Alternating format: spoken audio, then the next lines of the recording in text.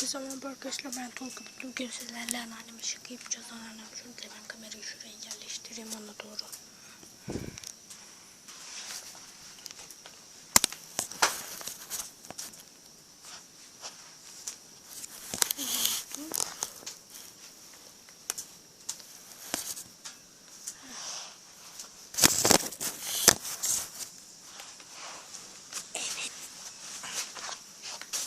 Anne, sana bir şey göstereceğim şurada.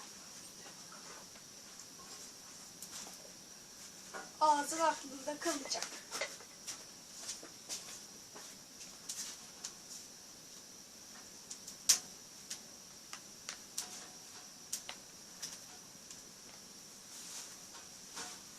Direği tuttun mu?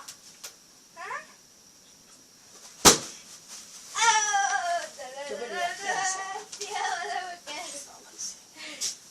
Anneanne, bir arkana bakar mısın silahın orada? Bak bir. Bak ne var orada. Bak. Bak. Baksana bir. Göreceğim ne var orada. Tablete bak. Tablete bak.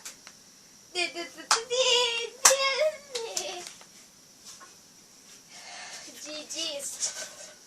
Yakışırsın. Koca şey. Eşek kadar olmuş.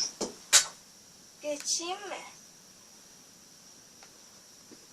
Geçeyim ama.